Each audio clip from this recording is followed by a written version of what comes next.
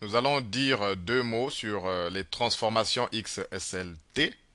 Et donc, on va faire quelques petits schémas pour analyser l'anatomie, si vous voulez, d'une transformation. Alors, je vais aller sur le tableau. Alors, nous avons besoin pour réaliser une transformation XSLT, nous avons besoin d'un processeur XSLT, hein.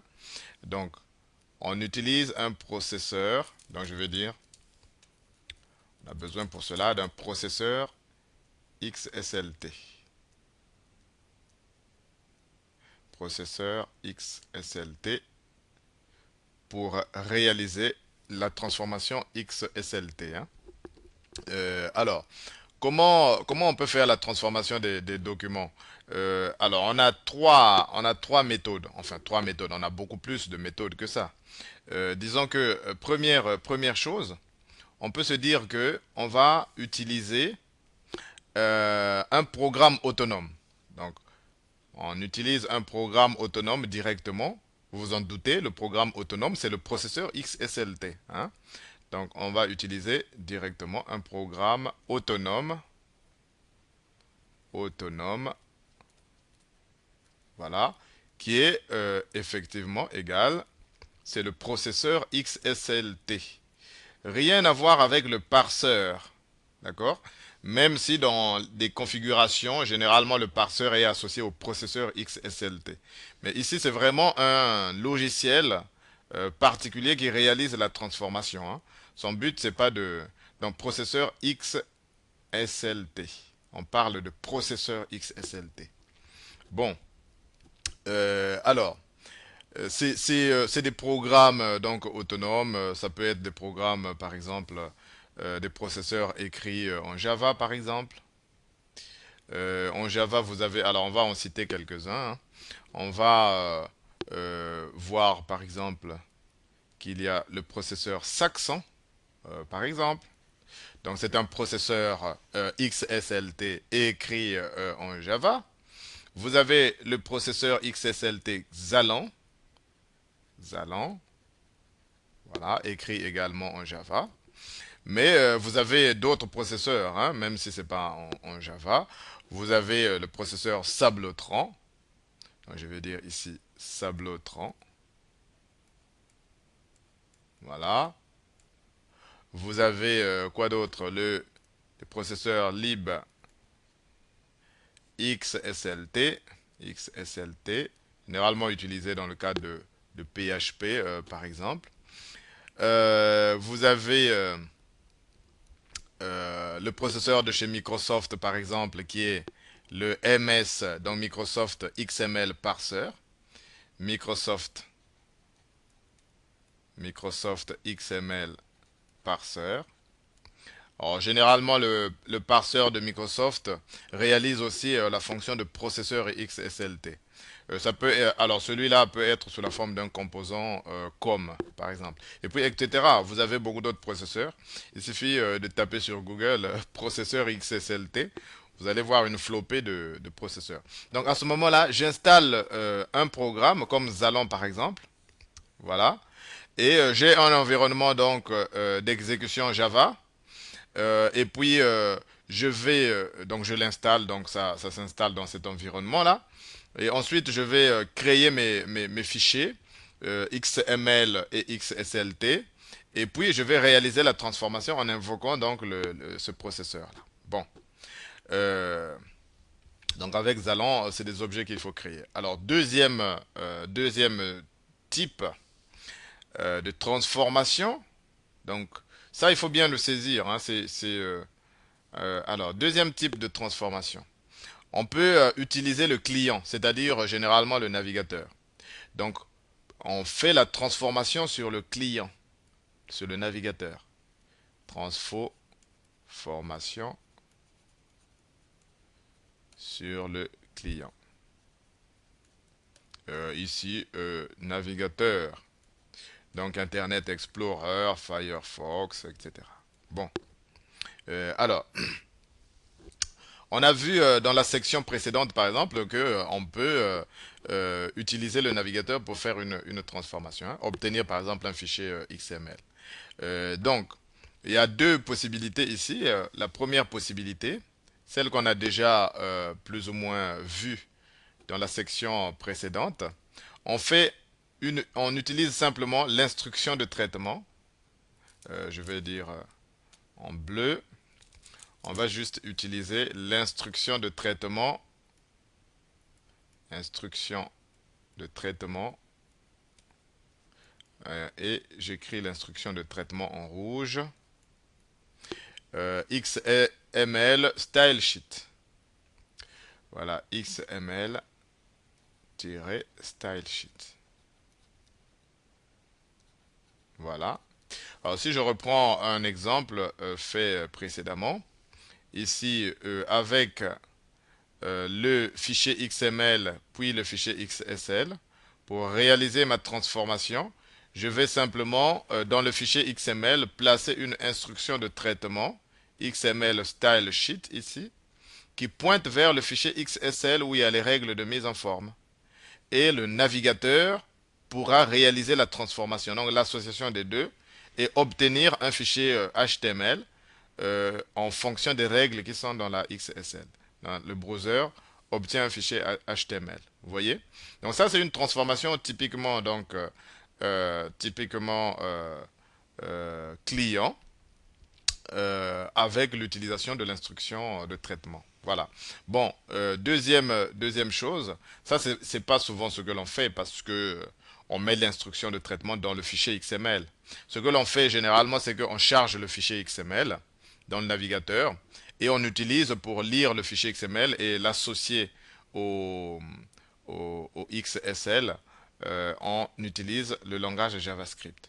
Donc utilisation, donc codage avec du JavaScript. Et nous verrons plus tard comment on fait. Vous voyez? Donc la transformation peut être du côté du client. Voilà. La transformation peut être réalisée avec des programmes autonomes. Voilà. Si vous avez par exemple une application à développer et que vous voulez comment dire, réaliser des transformations de manière automatique, hein, en invoquant donc le processeur, vous pouvez utiliser cette technique de programmation. Et troisième cas, c'est qu'on peut réaliser la transformation sur le serveur en utilisant par exemple les serveurs d'applications que l'on connaît. Donc utilisation, donc transformation serveur, je vais dire ça comme ça. Donc transformation sur un serveur, sous-entendu serveur d'application. Transformation sur un serveur. Transformation sur le serveur. Voilà. Alors la transformation sur le serveur va utiliser un programme donc serveur. Ça peut être beaucoup de choses. Ça peut être si vous utilisez Java, ça peut être une servlette par exemple. Voilà, dans laquelle on va réaliser la transformation et faire une sortie. Ça peut être de l'ASP.NET. Si vous utilisez le .NET de Microsoft, on peut. Ça peut être, je sais pas, ça peut être du PHP. Voilà, avec PHP, on peut réaliser la transformation, hein, c'est-à-dire la combinaison du XML et du XSL, mais faite via un moteur de transformation ici, donc moteur, qui est sur le serveur pour obtenir un document XML ou un document HTML ou etc. en sortie un autre document. Vous voyez? Donc on peut utiliser cette technique-là. Et on verra un tout petit exemple, par exemple, en utilisant le PHP. Hein. Comment on peut avec PHP réaliser sur le serveur donc la transformation. Alors on va donner un éclairage, si vous voulez, en traçant quelques petits schémas et en donnant les avantages et les inconvénients de ces deux techniques-là. Hein. Transformation côté client et transformation côté serveur. Alors d'abord, la première configuration ici à votre gauche, c'est la configuration client, hein. Donc c'est la transformation côté client. Alors ça veut dire que la transformation se réalise ici, voilà, là, transformation client. Donc je vais dire que ça correspond au navigateur, hein. Vous avez le navigateur, qu'est-ce qu'il fait? Il affiche le HTML, hein. Donc le navigateur browser,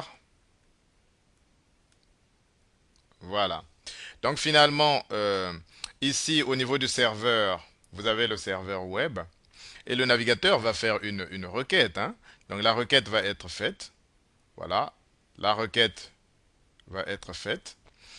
Donc cette requête-là va récupérer ces deux fichiers-là, hein. Le serveur web va envoyer sous la forme de réponse, il va envoyer ces deux fichiers, il va les envoyer carrément, donc le XML plus le XSL, donc les deux là vont être envoyés vers le browser, vers euh, le navigateur, hein. À charge au navigateur, lui, de réaliser le traitement côté client ici, hein, le traitement ici. Soit en utilisant donc l'instruction XSL, l'instruction de traitement XSL, ou en utilisant du JavaScript, hein. Donc la combinaison se fait ici. Donc si on voulait extraire quelques données ici du fichier XML, eh bien l'extraction se fait ici, hein, puisque la transformation se réalise là. Du coup, si mon fichier est volumineux par exemple, si le fichier XML est gros, donc de toutes les façons, il devra être transmis sur le réseau. Vous voyez? Donc s'il est très important, ça crée quelques soucis, hein. Et s'il est très important, arrivé au navigateur, il va occuper un certain espace mémoire, hein. Donc après, on applique les règles XSL par la transformation ici, et on récupère le fichier résultant, qui est un HTML que l'on affiche dans le navigateur, hein. Donc, il y a quelques désavantages tout de même. Déjà, quand vous utilisez JavaScript, il faut que l'utilisateur ait activé JavaScript, hein, c'est important. Activer. JavaScript est activé. Alors, d'autre part, comme donc le fichier peut être volumineux, je viens de le dire, donc au niveau de volume du fichier, ça peut être un problème. Volume du fichier, notamment du fichier de données, hein, c'est-à-dire du fichier .xml initial. Voilà. Et si vous utilisez une instruction de traitement ici pour faire votre transformation, eh bien, sachez que cette instruction de traitement, il faut que l'utilisateur ait un navigateur récent, hein. Navigateur récent. Récent. Il fut un temps où ce n'est que Microsoft qui prenait en charge l'instruction de traitement XSL, XML Style Sheet, hein. Bon, maintenant tous le prennent en charge, mais les vieux navigateurs ne prennent pas en charge. Donc vous avez quelques inconvénients quand même, hein. L'avantage, c'est que tout s'effectue sur le client, donc on peut faire des choses sur le client, hein. On peut accéder au fichier résultant de la transformation. On peut y accéder par DOM, par exemple, DOM XML, si on utilise JavaScript, et on peut faire des choses sur le browser. Voilà, ça c'est la transformation côté client. Alors, si on utilise un serveur d'application, c'est-à-dire donc la transformation côté serveur, donc on a toujours le navigateur évidemment au niveau du client. Eh bien, le navigateur va émettre une requête, donc demander une page dynamique. Donc on demande une page dynamique ici. Page dynamique. Une page dynamique. Autrement dit, une page qui peut être PHP, Java, JSP, etc. Donc au niveau du serveur ici, il faut absolument, si vous voulez réaliser cette transformation côté serveur, eh bien, c'est normal que vous devez disposer d'un serveur d'application, hein, que j'ai noté ici, serveur d'application. Ça peut être du PHP, du Cold Fusion, du .NET, du Java, etc. Donc, il faut disposer d'un serveur d'application, hein, en plus du serveur web. Alors, cette transformation, elle se réalise ici, dans le serveur. La combinaison se réalise là. Alors que ici, la combinaison se réalise ici sur le navigateur. Donc, le code que vous avez écrit, le code PHP ou code fusion, etc., ce code-là va faire en sorte que on associe le XML au XSL, voilà, et on fait le filtrage, on obtient un fichier résultant, et c'est ce fichier résultant, une page XHTML par exemple, qui va être envoyé directement sous la forme de réponse ici. Admettons que j'envoie une page XHTML. Voilà. Si mon résultat c'est un fichier HTML, eh ben, je l'envoie directement. Donc le navigateur n'a rien d'autre à faire que à afficher du XML. Donc il est soulagé. Hein. Il ne va pas comme ici traiter du XML et du XSL via son processeur embarqué. Hein.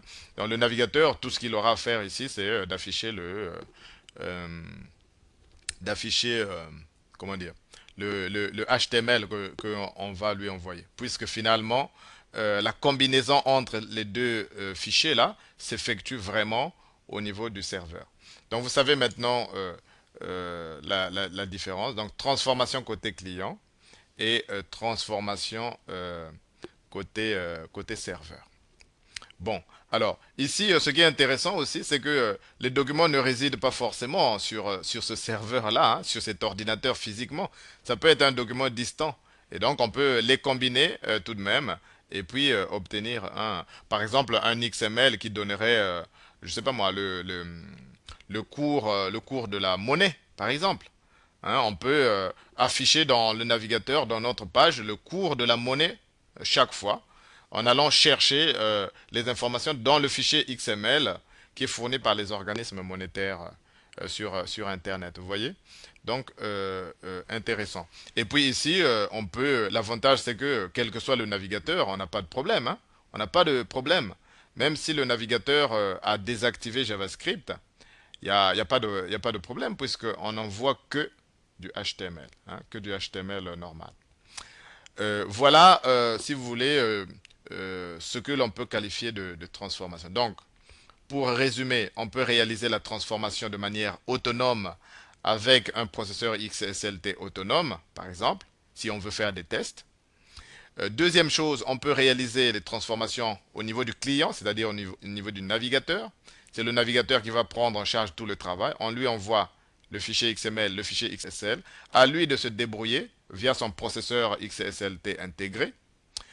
Et puis, donc on peut le faire avec JavaScript ou en utilisant des instructions de traitement. Et ici, au niveau du serveur, c'est très simple. Le serveur va faire la combinaison avec du code PHP ou code de fusion ou Java que vous allez écrire. Donc vous faites la combinaison et vous obtenez un arbre résultant qui est du HTML que vous envoyez ici auprès du navigateur. Dans les sections suivantes, nous allons explorer le langage XSL lui-même en voyant quelques clauses intéressantes hein, de ce langage.